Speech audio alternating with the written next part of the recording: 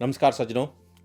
आज एक बार परतियै अस एक बड़ी के खास गल्ला के लिए एक खास मुद्दे के लिए तुं'दी सेवा च हाज़र आं ते उम्मीद करना कि अज्ज दा जेह्का खास मुद्दा ऐ जेह्की खास गल्लबात अस तुं'दे कन्नै सांझा करने गित्तै अपने स्टूडियो च मौजूद आं। उम्मीद करने आं कि ओह्दे वसीले कन्नै तुसें गी जरूर फायदा पुज्जग। सज्जनों, एक खास गल्ल जिहदे उप्पर अज्ज अ'ऊं तुं'दे ध्यान गी लेई जाना चाह्न्नां ते ओह् खास गल्ल एह् ऐ कि पूरी दुनिया च दिक्खेआ जा तां लगभग 195 या 190 देश न।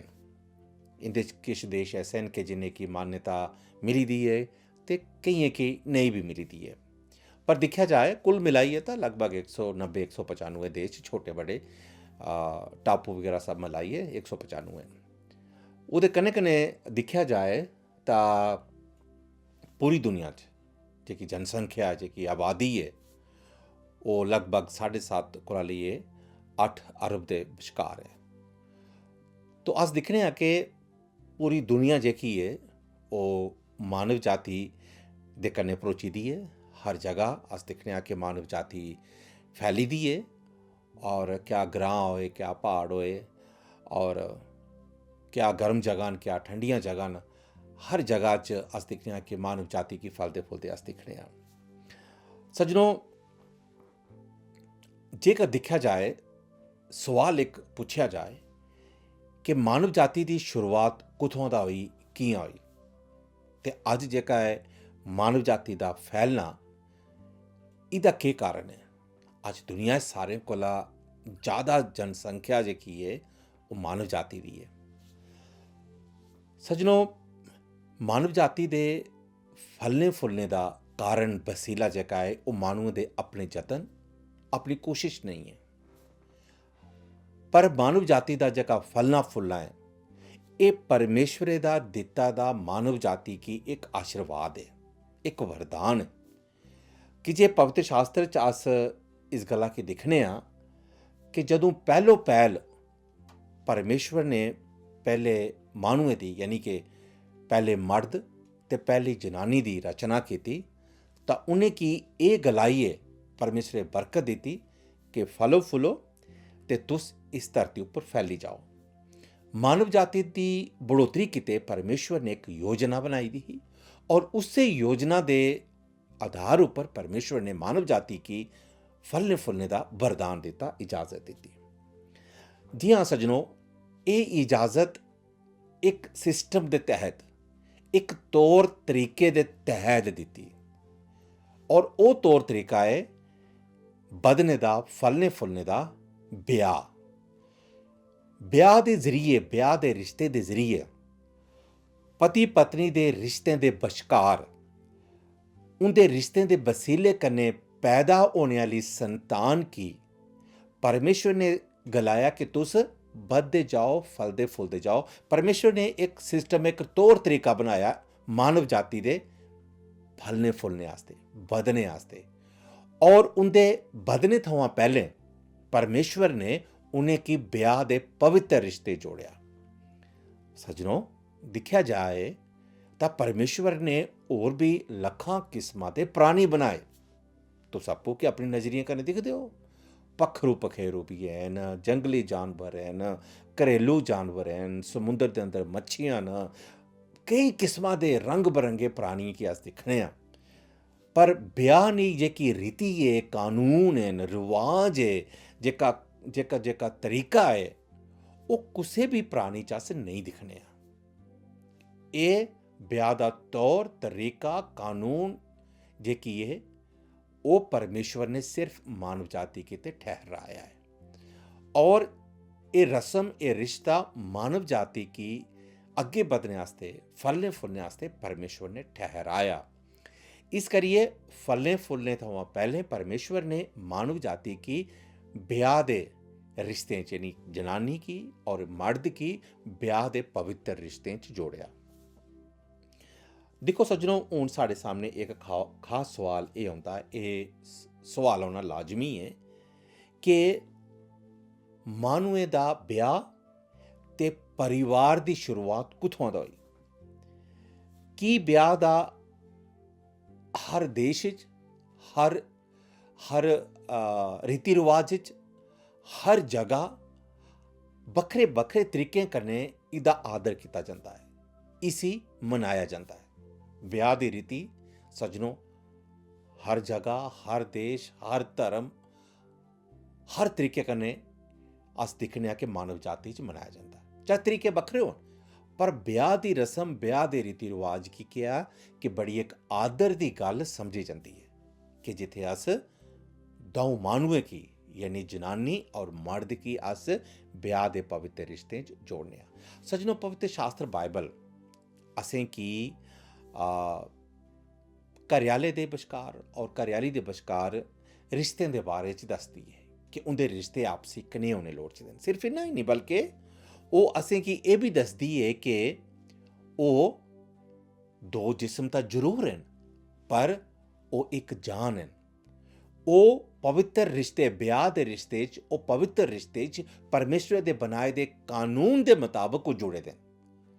और इस करियै उन्हें दौनें दा फर्ज एह् है कि ओह् इक दुए दे कीते अपने फर्ज गी अदा करन।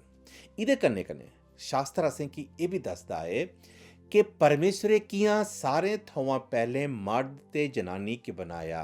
इस गल्ला दा खास चेता रखो कि ब्याह शादी ते परिवार साढ़े ते परमेश्वरे कीते बड़े खास है। ब्याह शादी साढ़े कीते यानी मानव जाति कीते ते परमेश्वर कीते बड़े खास हैं। ओह् की खास हैं कि ब्याह दी रस्म, ब्याह दा कानून परमेश्वर ने बनाया और ब्याह दी रस्म, ब्याह दे कानून दे मुताबक जिस वेले अस ब्याह दे रिश्ते च जुड़ने आं, एह् रिश्ता भी अटूट बनी जंदा है। एह्दा मतलब एह् है कि ब्याह दे रिश्तें च जुड़ने दे मगरा अस परमेश्वर दी बनाई दी रस्म, परमेश्वर दे दित्ते दे हुक्म, उस कानून की कि जेह्का उन्हें मानव जाति दे फलने फुलने आस्ते बनाया है सज्जनों, अस उस कानून, उस रस्म की, परमेश्वर दे हुक्म की मन्नियै अस ब्याह दे पवित्र रिश्तें च जुड़ी जन्ने आं और ओह्दे बाद मानव जाति की अस अग्गे बधदे दिक्खने आं। तो ब्याह दे जेह्के रिश्ते न एह् दोवें मानव जाति आस्ते और परमेश्वर आस्ते बड़े ज़्यादा जरूरी हैं। इस गल्ला की हमेशा ध्यान च रखना।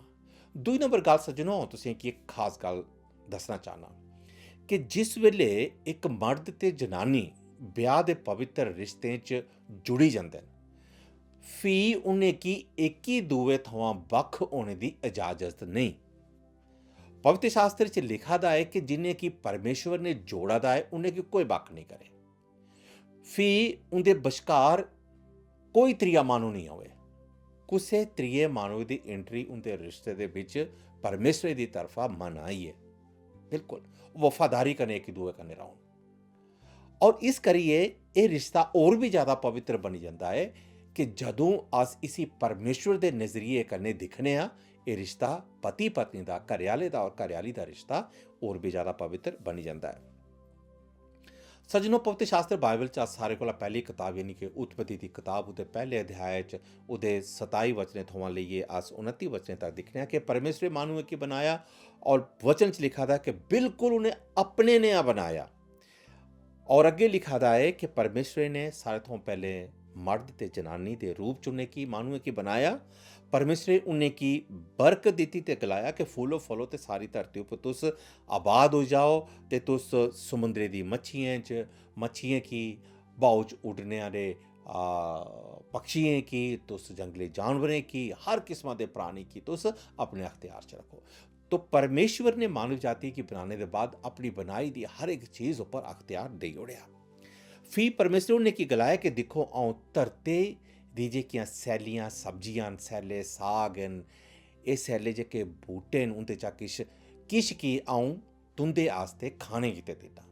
एह्दा मतलब एह् है कि परमेश्वर ने इस धरती दी सैली सब्जियें गी, साग गी मानव जाति दे खाने गित्ते दित्ता और ओह्दे चा कुछ होर भी सब्जियां, फल परमेश्वर ने मानव जाति दे रौह्ने बौह्ने आस्ते, खाने आस्ते, ओह्दे जीने आस्ते परमेश्वर ने पैह्लें किन्ने सारी चीज़ें दा प्रबंध कीता दा हा।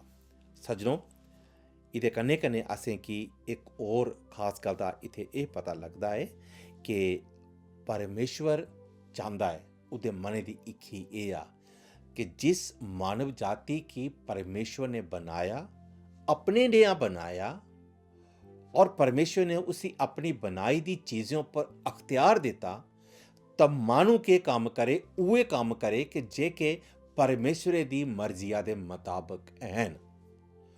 ਉਹ परमेश्वर ਦੇ नियम कायदे कानून की त्रोड़िए बाहर नहीं जाए, वो काम नहीं करे कि जिन्ने कमे दी इजाजत परमेश्वर की तरफा दा उन्हें की नहीं दी गई है।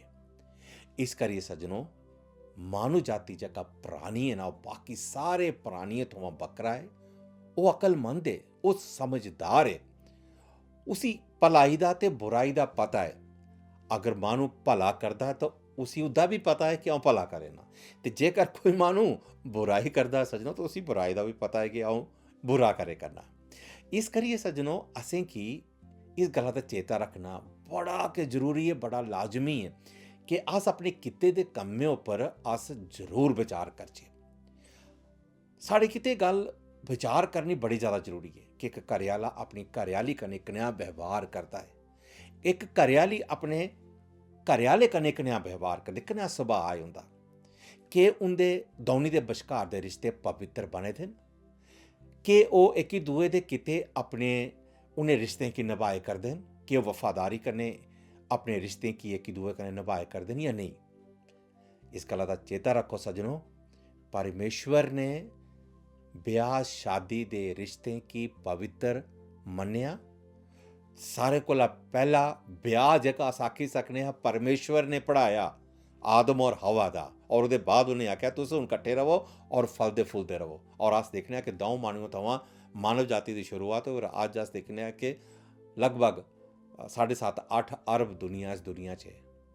और उहदा कारण केह् हा कि एह् परमेश्वर दा आशीर्वाद था कि जिहदे कारण अज दिन तक मानव जाति फले फुले करदी है, बधदी जाया करती है। इस करी सज्जनों, जेकर अस अपने पवित्र रिश्तें की, ब्याह दे रिश्तें की अस कायम रखने आ, पवित्र रखने आ, उनकी कदर करने आ, तां अस खास करिए परमेश्वरे दे बनाए दे कानून की बनने आ, अस परमेश्वर दा आदर करने आ।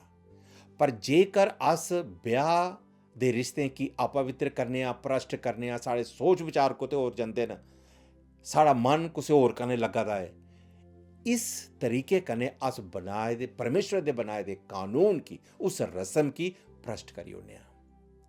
मेरा विश्वास है कि परमेश्वर ने नहीं सिर्फ संतान के तौर पर मानव जाति की बधने का आशीर्वाद दिता, पर परमेश्वर ने हर तरीके कन्नै, हर नज़रिए कन्नै मानव जाति की बरकत दी कि तुस फलो फुलो बधो और इस धरती की तुस भरो। इस धरती च हर एक चीज़ जेह्की मैं बनाई दी है वो तुंदे अख्तियार दे अधीन है।